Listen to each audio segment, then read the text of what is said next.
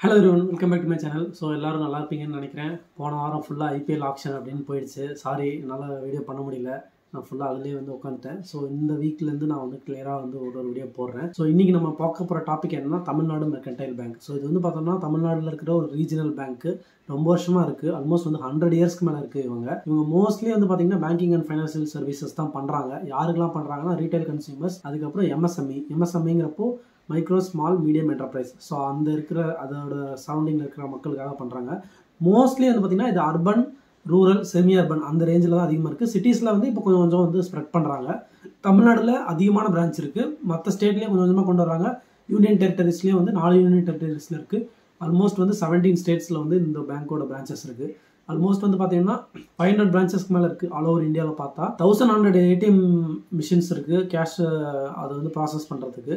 So இவங்க ஒரு small பேங்க்கு தான். நீங்கள் ஹெச்டிஎஃப்சிலாம் கம்பேர் பண்ணிங்கன்னா அது சின்ன பேங்க்கு. வெறும் 7000 கோடி தான் இதோட market gap. But it has a potential to grow. So இந்த வீடியோவில் இந்த பேங்க் பற்றி ஃபுல்லாக டீட்டெயில்ஸ் பார்க்கலாம். ஸோ இந்த வீடியோ நான் ஏன் பண்ணுறேன்னா, ஆல்ரெடி ஒருத்தர் கமெண்ட் பண்ணியிருந்தாங்க. என்ன கேட்டிருந்தாங்கன்னா, இந்த மாதிரி இதோட மார்க்கெட் கேப்பே 7000 crores தான் இருக்குது. பட் இதோட ரிசர்வ்ஸும் 7000 crores இருக்குது. ஸோ இது என்ன கொஞ்சம் கம்பேர் பண்ண முடியுமா, இல்லை அட்லீஸ்ட் இதை கொஞ்சம் எடுத்து பேசுங்கன்னு சொல்லியிருந்தாங்க. ஸோ அதனால தான் இந்த வீடியோ பண்ணுறேன். வாங்க வீடியோக்குள்ளே போகலாம். ஸோ நான் ஸ்க்ரீனர் ஓப்பன் பண்ணுறேன். ஸோ இதில் நான் ஃபுல்லாக ஸ்க்ரீனரை பார்த்தே சொன்னால் எப்படி இருக்குன்னு தெரில. நான் இதை பார்த்துட்டு நான் உங்களுக்கு நான் எக்ஸ்பிளைன் பண்ணுறேன் கிளியராக. ஸோ பேசிக்காக இந்த தமிழ்நாடு மெர்கன்டைல் பேங்க்கோட ரீசன்ட் ப்ரைஸ் பார்த்தீங்கன்னா 474 rupees.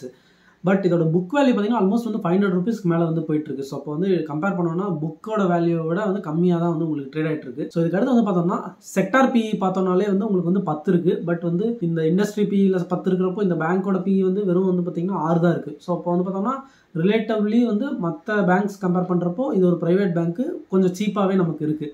டிவிடன்ஸும் ரெகுலராக கொடுக்குறாங்க. உங்களுக்கு லாஸ்ட் 3 இயர்ஸில் ரிட்டர்ன் ஈக்விட்டி ஆல்மோஸ்ட் 16% மேலே இவங்க கொடுத்துருக்காங்க. ஸோ அது நமக்கு ஒரு குட் சைன். பேஸ் வேல்யூ உங்களுக்கு 10ன்னு சொல்லிட்டு இருக்கு. ஸோ புக் வேல்யூ நம்ம பார்த்த மாதிரி தான். ஸோ ரிட்டர்ன் ஆன் கேபிட்டல் எம்ப்ளாய்டும் 7% ஓரளவுக்கு ரீசனபிளாக தான் பண்ணிட்டு இருக்காங்க. ஸோ இவங்க பார்த்தீங்கன்னா 2022 செப்டம்பர் 7 தான் ஐபிஓ பண்ணாங்க. அதுக்கு முன்னாடி எந்த டேட்டாவும் நமக்கு கிடையாது.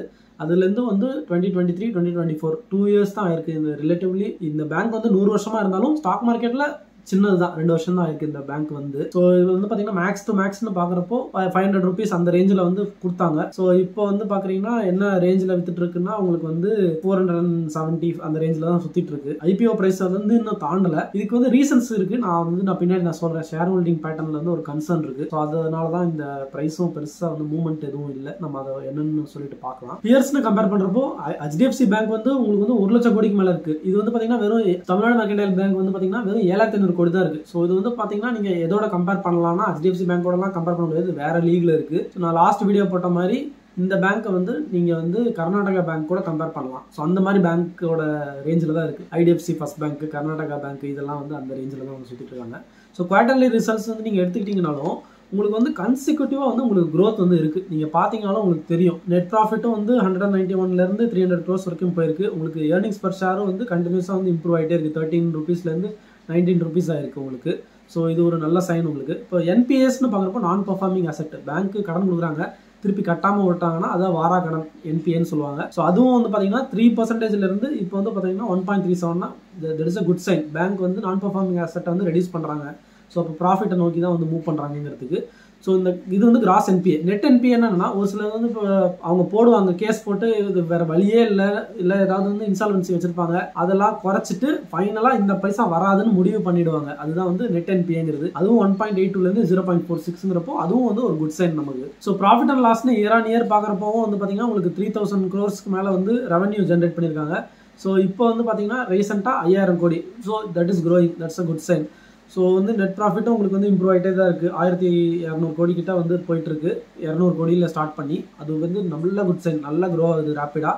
உங்களுக்கு டிவிடெண்ட் பேயட்டும் ரெகுலராக கொடுக்குறாங்க. ஏர்னிங்ஸ் பர் ஷேர் 15 rupeesலேருந்து 71 rupeesக்கு போயிருக்குங்கிறது that is a great sign நமக்கு பார்க்குறப்போ. ஸோ கேஷ் ஃப்ளோ மட்டும் கொஞ்சம் அவங்க இம்ப்ரூவ் பண்ணணும். கேஷ் ஃப்ளோ 1000 crores லாஸ்ட்ல இருந்து இப்போ பார்த்தீங்கன்னா உங்களுக்கு ஓரளவுக்கு ப்ராஃபிட்டை நோக்கி நகர்ந்துட்டு இருக்காங்க. ஸோ அது கொஞ்சம் நல்லா ஆச்சுன்னா நமக்கு இன்னும் ஒரு குட் சைனாக ஆட் ஆகும். ஸோ ரிட்டர்ன் ஆன் ஈக்விட்டி நமக்கு இம்ப்ரூவ் ஆகிட்டு தான் இருக்கு.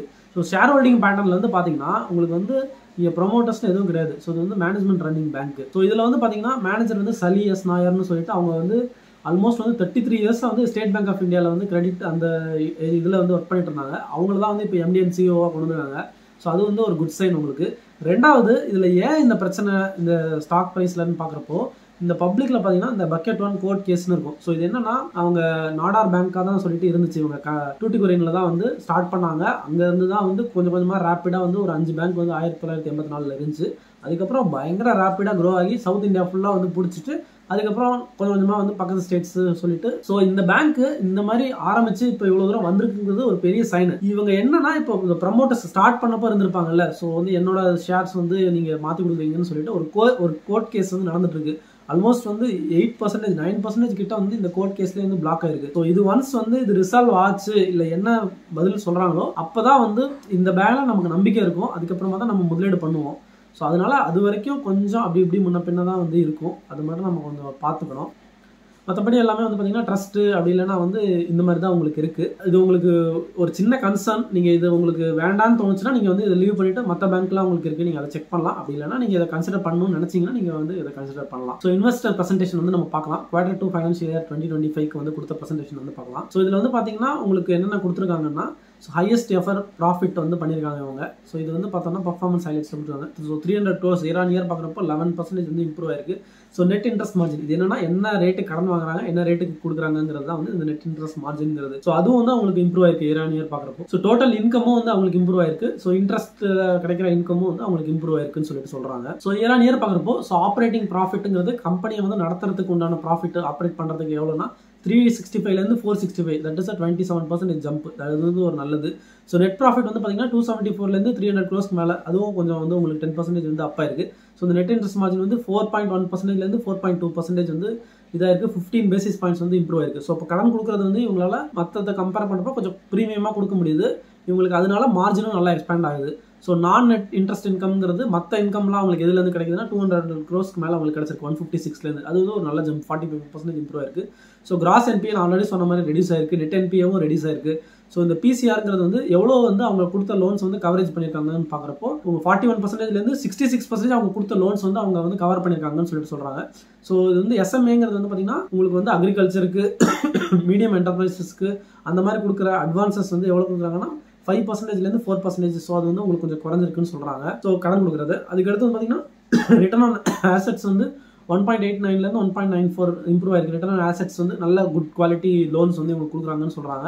ஸோ இந்த CRARங்கிறது வந்து கொடுக்குற லோன்ஸ் வந்து எவ்வளோ வந்து அவங்க ப்ராப்பராக கொடுக்குறாங்க பேக் அவங்க இன்சால்வன்சி ஆகாமல் கரெக்டாக இருக்கணும் NPS ஆகாமல் இருக்கணுங்கிறதுக்காக எவ்வளோ கொடுக்குறாங்கன்னு பார்க்குறப்போ அது வந்து உங்களுக்கு வந்து இம்ப்ரூவ் ஆயிருக்கு 26லேருந்து 29%. ஸோ புக் வேல்யூ வந்து இது ஒரு மெயின் ரீசன் நான் இந்த பேங்க் அண்டர்ஸ்டாண்ட் பண்ண ஆரம்பிச்சதுக்கு. 400 rupees 466லேருந்து 532 rupees வரைக்கும் வந்து புக் வேல்யூ வந்து இம்ப்ரூவ் ஆயிருக்கு. So current account savings account வந்து இம்ப்ரூவ் ஆயிருக்கு 13,000 crores லைட்டாக. ஸோ டோட்டல் டெபாசிட்ஸ் வந்து லைட்டாக இம்ப்ரூவ் ஆயிருக்கு. டோட்டல் அட்வான்சஸ் வந்து பார்த்தோம்னாலும் ஓரளவுக்கு ரீசனபிளாக இம்ப்ரூவ் ஆயிருக்கு. ஸோ இவங்க வந்து லோன்ஸ் கொடுக்குறது வந்து ரீட்டைல் அக்ரிகல்ச்சர் அதுக்கப்புறம் MSME பார்க்குறப்போவும் வந்து லோன்ஸும் கொஞ்சம் இம்ப்ரூவ் பண்ணிருக்காங்க. டோட்டல் பிஸ்னஸ் பண்ணுறது வந்து 85,000 crores - 95,000 crores வந்து டோட்டல் பிஸ்னஸ் வந்து இவங்க பண்ணிட்டு இருக்காங்க. ஸோ நெட் ஒர்த்துன்னு பார்க்குறப்போ இவங்களுக்கு வந்து ஒரு வருஷமும் வந்து மார்க்கெட் கேப் வந்து இம்ப்ரூவ் ஆகிட்டே தான் இருக்குது. இங்கே ஒரு குவார்ட்டருக்கும் வந்து போட்டிருக்காங்க இவங்க. So book value per share வந்து 466லேருந்து 520 rupees மேலே வந்து புக் வேல்யூ போயிருக்கு. அதுவும் ஒரு நல்ல சைன் நமக்கு. ஸோ ஏர்னிங்ஸ் பர் ஷேரும் வந்து உங்களுக்கு 117 rupeesலேருந்து 19 rupees அதுவும் ஒரு இம்ப்ரூவ் ஆயிருக்கு உங்களுக்கு. ஸோ கீ மெட்ரிக்ஸ்னு பார்க்குறப்போ நெட் ப்ராஃபிட் இம்ப்ரூவ் ஆயிருக்கு. ஆப்ரேட்டிங் ப்ராஃபிட் இம்ப்ரூவ் ஆயிருக்கு. நெட் இன்ட்ரெஸ்ட் இன்கம்ங்கிறப்போ இதில் தான் வந்து நெட் இன்ட்ரெஸ்ட் அந்த அவங்க கொடுக்குற லோன்ஸ்க்கு எவ்வளோ மார்ஜின்ஸ் அவங்களுக்கு இருக்குது அதுவும் இம்ப்ரூவ் ஆயிருக்கு. ஸோ NPS ரெடியூஸ் ஆயிருக்கு. அதுக்கடுத்து வந்து பார்த்தீங்கன்னா இந்த கேபிட்டல் அடிக்விசிங்கிறது என்னன்னா குட் லோன்ஸ் வந்து பேட் லோன்ஸாக வந்து மாறாமல் தடுக்கிறது எந்த அளவுக்கு அவங்க ரீசனபிளாக பண்ணுறாங்கிறது வந்து கொடுக்குறது. ஸோ 29% வந்து அவங்க கவர் பண்ணியிருக்காங்க அவங்க லோன்ஸை. ஸோ அது ஒரு நல்ல சைன் நமக்கு. அது இன்னும் இம்ப்ரூவ் பண்ணோம். இதுவே ஒரு நல்ல சைன் தான் உங்களுக்கு. ஸோ ரிட்டர்ன் ஆன் ஆசெட்ஸும் உங்களுக்கு வந்து இம்ப்ரூவ் ஆயிருக்கு. ரிட்டர்ன் ஆன் ஈக்விட்டி இம்ப்ரூவ் ஆயிருக்கு. ரிட்டர்ன் ஆன் இன்ட்ரெஸ்ட் மார்ஜினும் இம்ப்ரூவ் ஆயிருக்கு அவங்களுக்கு. ஸோ அதுவும் வந்து குட் சைன் உங்களுக்கு. ஸோ ரீட்டைலுக்கு வந்து வெறும் 42 crores தான் வந்து பண்ணுறாங்க அவங்க. ஸோ அக்ரிகல்ச்சர் 70 crores பண்ணுறாங்க. MSME medium micro small medium enterprises வந்து 370 crores பண்ணுறாங்க. அதர்ஸ் வந்து பார்த்தீங்கன்னா 215 crores. உங்களுக்கு வந்து இதில் வந்து உங்களுக்கு NPSும் வந்து ரெடியூஸ் ஆகிட்டே இருக்கு. இங்கே கிளியராக வந்து எக்ஸ்பிளைன் இருக்காங்க ஒரு குவார்ட்டருக்கு வந்து அவங்க என்ன. ஸோ அதுக்கடுத்து வந்து பார்த்தோம்னா உங்களுக்கு ஸ்லிப்பேஜ் ரேஷியோ குட் லோன்ஸாக இருந்து பேட் லோன்ஸாக வந்து எவ்வளோ சீக்கிரமாக மாறுதுங்கிறத அதை மென்ஷன் பண்ணுறது தான் வந்து ஸ்லிப்பேஜ் ரேஷியோ. ஸோ 0.84லேருந்து அவங்களுக்கு வந்து என்ன ஆகுது அவங்க பேட் லோன்ஸ் வந்து குறைச்சிக்கிட்டே வராங்க. ஸோ பிஸ்னஸ் வந்து பார்த்தோம்னா என்னென்ன பண்ணுறாங்க டோட்டல் பிஸ்னஸ் வந்து உங்களுக்கு வந்து நல்லா இம்ப்ரூவ் ஆகிட்டு வருது. 85,000 crores-லேருந்து 91,000 crores-க்கு மேலே வந்து அவங்க பண்ணுறாங்க. ஸோ இதில் டெபாசிட்ஸ் இம்ப்ரூவ் ஆகிட்டு இருக்கு அவங்களுக்கு 47லேருந்து 49. அட்வான்சஸ் வந்து அவங்க எவ்வளோ லோன்ஸ் கொடுக்குறாங்கிறதும் வந்து இம்ப்ரூவ் ஆகிருக்கு 37,000 crores-லேருந்து 42,000 crores. So current account savings அக்கௌண்ட்லேயே 28% அவங்களோட இது கிடைக்குது. ஸோ ரீட்டைல் டேர்ம் டெபாசிட்டுங்கிறது நம்ம ஃபிக்ஸட் டெபாசிட்டு ரெக்கரிங் டெபாசிட்லாம் போடுறோம்ல, அது பல்க் டேர்ம் டெபாசிட்டுங்கிறது ஒரு 5 கோடி 10 கோடி அந்த மாதிரி போடுவாங்க. கார்பரேட்ஸ் பண்ணுவாங்க, அந்த இல்லை மீடியம் ஸ்மால் மைக்ரோ என்டர்பிரைசஸ் அவங்க பண்ணுவாங்க. ஸோ அதுக்கு உண்டானது வந்து 10% அவங்களுக்கு இருக்குது. அட்வான்சஸ் வந்து யாருக்கெல்லாம் கடன் கொடுக்குறாங்கிறத தான் இங்கே மென்ஷன் பண்ணுறாங்க. ஸோ குவார்ட்டர் 2ல் பார்க்குறப்போ அக்ரிகல்ச்சருக்கு 17,000 கொடுக்குறாங்க. 40% ஆஃப் லோன்ஸ் வந்து அவங்க அக்ரிகல்ச்சர் கொடுக்குறாங்க. MSME-ல 32% கொடுக்குறாங்க. ரீட்டைலில் வந்து 20% கொடுக்குறாங்க. அதர்ஸில் வந்து 8% வந்து அவங்க கொடுக்குறாங்க லோன்ஸ். ஸோ கிறிசல் ரேட்டிங்ஸ் வந்து பார்த்தோம்னா ஃபிக்ஸட் ஷார்ட் டேர்முக்கு வந்து A1+, இது வந்து ஒரு நல்ல சைன் தான் அவங்களுக்கு. ஸோ சர்டிஃபிகேட் டெபாசிட்ஸ்க்கு வந்து A1+ கொடுக்குறாங்கன்னா, ஸோ இந்த இவங்க நம்பி வந்து பைசா போடலாங்கிறதுக்காக கிறிசல் கொடுக்குறாங்க.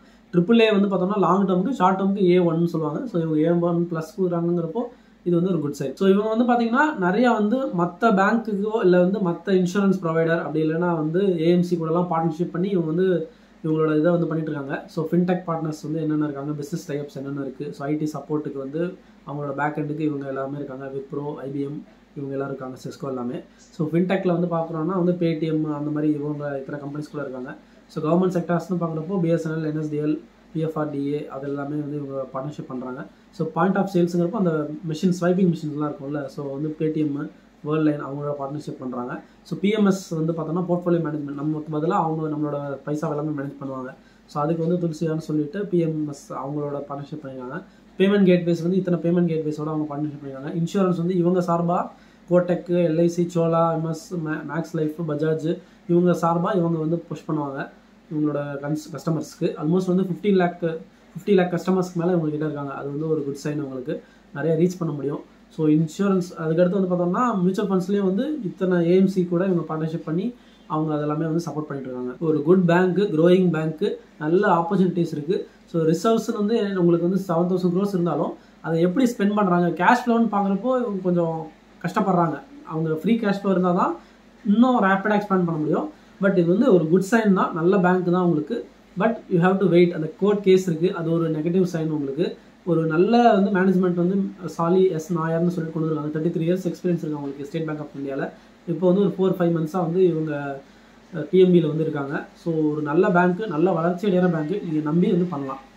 ஸோ இந்த வீடியோ பிடிச்சிருக்கு, புதுசாக ஏதாவது கற்றுக்கிட்டீங்கன்னு உங்களுக்கு தோணுச்சுன்னா லைக் பண்ணுங்கள். யாருக்கு இந்த வீடியோ யூஸ் ஆகணும்னு உங்களுக்கு தோணுதோ அவங்களுக்கு வந்து இந்த வீடியோ ஷேர் பண்ணுங்கள். நான் அந்த மாதிரி பேசுகிறேன், உங்களுக்கு பிடிச்சிருக்கு, இந்த மாதிரி வீடியோஸ் கண்டினியூஸாக நீங்கள் பார்க்கணும்னு நினச்சிங்கன்னா சப்ஸ்கிரைப் பண்ணிவிட்டு பெல் ஐக்கானில் வந்து ஆளுங்கிறத எனேபிள் பண்ணிக்கோங்க. ஸோ நாளைக்கு நான் உங்களுக்கு இன்னொரு நல்ல வீடியோவில் வந்து பார்க்குறேன். பாய்.